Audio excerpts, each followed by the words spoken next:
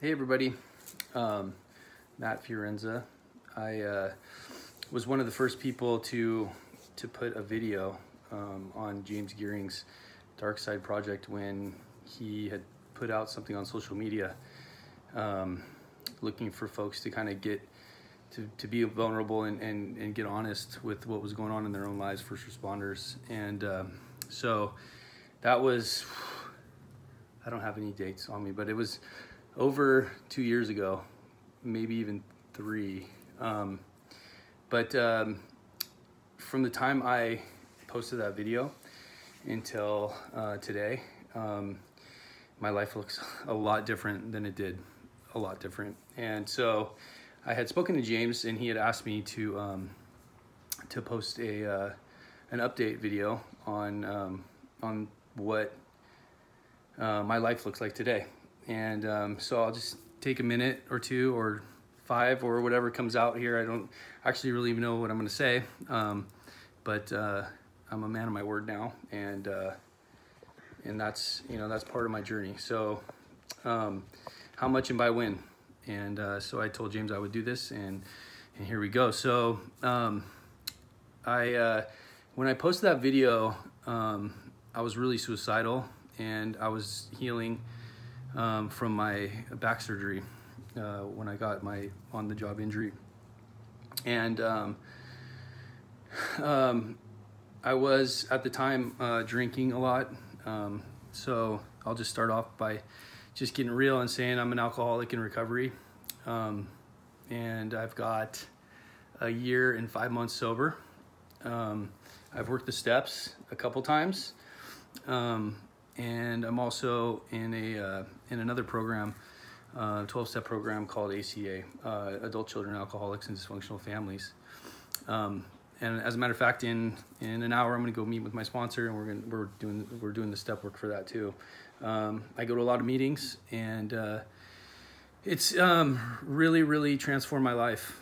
I went to a 5.5-day program called Save a Warrior that really got me to the place I am now. And I really after a really bad night, because things got really bad after that video. James, you'll have to interview me to hear the whole story, but I don't want to get too much into it. But things got a lot worse, and I ended up kind of destitute. And my alcoholism took me to places I never thought I'd go. With that said, that's not how my life looks like today. I'm back to work. I'm a valued member of the department now, which I was before, but didn't feel like myself because I really wasn't the best employee. And now I can give myself to the department the way the department deserves to have me. I'm a member of the peer support team. I still get a little emotional because a lot's happened, and these are tears of joy, and a little bit of sadness, which is okay because sadness is a mature mood of the warrior. So anyways, I went to a 5.5-day program called Save a Warrior, and that program saved my life, and it got me to open up and get some of the parts of my brain that weren't working because of all the damage I had done to it over the years with all the trauma, and something that they really didn't teach us when we were in the fire academy about trauma, and then especially pre-trauma and the stuff that I went through as a kid. I got to process all that stuff and actually crack a few things open up here and in here mostly. And so I've been on this journey of healing since then. And like I said, I've worked the steps. I'm sober. And I reach out. I really make myself available to help the next person that's struggling. And that's the magic of this whole thing and getting well is being of service. And I mean, no matter how small, and now I feel like I get more satisfaction, not satisfaction, that's not a good word. I get more joy in helping people without my uniform on than I ever did with my uniform on. And I go back and I shepherd at Save a Warrior, which is it's a warrior-led organization. There's no white coats, there's no doctors, there's no one there with a clipboard. We do a lot of soul work there, and that's what I do. As I go back, we do it once a month for a week, 5.5 days, and I go back and help facilitate the next group of men. Or we have female cohorts also, but I help facilitate those men through the 5.5 days and the different things we do while we're there. But with that said, I live in a beautiful home. At the time, I was renting a room.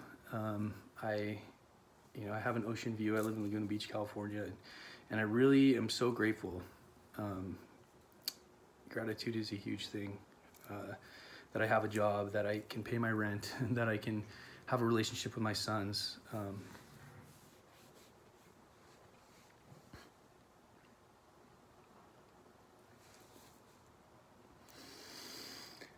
I wasn't really the best father, and now I show up.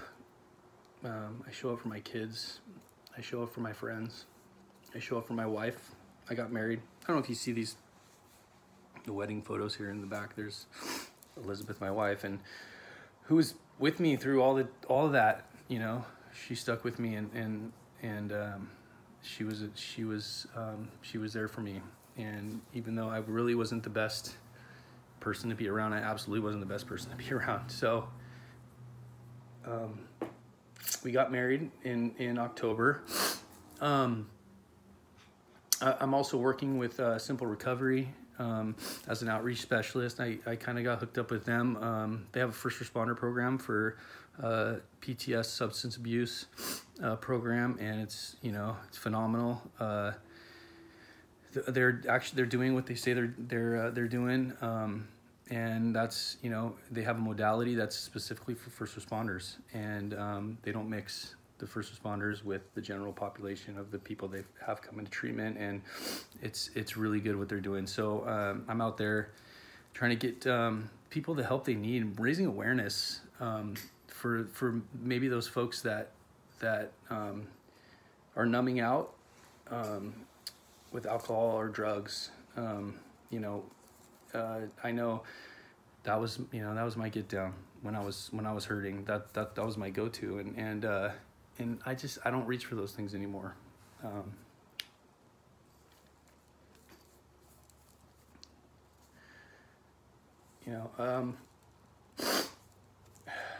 I do a lot of meditation. I was taught to meditate at Save a Warrior. I was taught warrior meditation, actually by a man who is one of my mentors, and a definite one of the men that holds me accountable in my life now, which I was lacking. A good solid group of men in my life that I could trust, that I could tell anything to and not be judged, and that hold me accountable, and help me to be that man that I know I have inside me, and that better version of myself. So let's see what else. I sponsor other men. I try to be there. My phone is always on. The ringer's always on. Any day, any time of the day, I'm available. And today I just got done having lunch with two men. One police officer, one firefighter, one who's about to go to Save a Warrior, and one who's been there. And it was it's the relationships I have with people today have so much depth to them. I don't have these surface relationships anymore. I really can open up and be vulnerable and just connect with people, because we're wired for connection and struggle, and I see that now. Where I was on an island. That man you saw in that video was definitely a guy on an island trying to get by with the best way he knew how, and that's his best thinking kind of got him in a bad spot. So I rely on the men in my life today. I have great relationships with my kids, with my wife, with my the mother of my sons, we were married for 13 years, and we had a nasty divorce, and we are such good friends today. We co-parent the kids. I mean, we have phone conversations all the time where we bounce things off each other. She's doing some work in workshops and doing life coaching, and as a matter of fact, that was a wedding gift from her. So I'm really blessed, and I have some really good folks in my life, and not every day is easy. I have more good days than bad days, and I know there's a lot of emotion coming up right now. But I know where to go now, and I know how to process this stuff and organically, without drugs, without alcohol, without porn, without shopping or spending, or I have a place to go, and I have a community of practice. Like I said, meditation is huge. I did a 10-day Vipassana meditation course, where I went to the desert, 29 Palms, and I took a vow of silence, and I meditated for 14 hours a day, and I learned the technique that the Buddha taught, and it changed my life. I've done neurofeedback. There's a really, really great organization called Bud's Odyssey that raises money so that veterans and first responders can have neurofeedback treatments with Dr. D. Sienna here in Irvine, California. I'm pretty sure that you can look into doing that all over. But I'm on this total journey to heal, and there's so many wonderful people that I've come across that are on this journey with me, and I think we're really starting a movement from the ground up. It's a real holistic, just grassroots way to heal, and like I said, that started by just reaching out. As with that video that I posted, I probably did a lot more crying in this one than I did in that one, but I that's me, and I'm not ashamed, and my life is really good. It's really good, and there's life on the other side of PTS.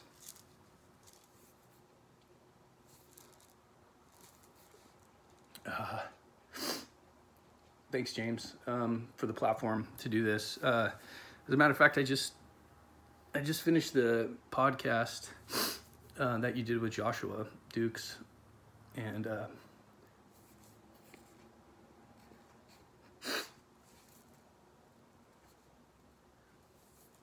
wow. I mean, I just broke into tears when he mentioned how he went after some therapy because of me, and my experience, and his his son gave me hope in a really dark time of my life, and to hear him say that, I just, I don't know. That's God showing up. That's God showing up in my life and Joshua's life, and the connection that we made through his little boy, and that family that means the world to my family. So, and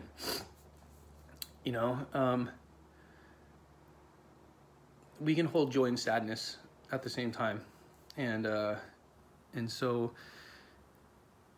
these tears that I cry are it's just me being me in that mature mood, and it just touches me now, and that's okay, because I can feel my feelings today, and it's okay. We're not superheroes, we might put on the costume, put on the uniform, and go do the job that we do, but at the end of the day, we're human beings having a spiritual experience, and we're actually spiritual beings having a human experience. But thank you for the platform, James. I hope this helps. I know, you know, it's okay to feel your feelings. And today, I really understand that, and it's a good thing.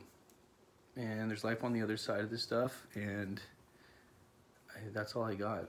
So life is good, you know, life is really good, and I don't want to die today. So I hope this helps, and here you go. Thanks, buddy.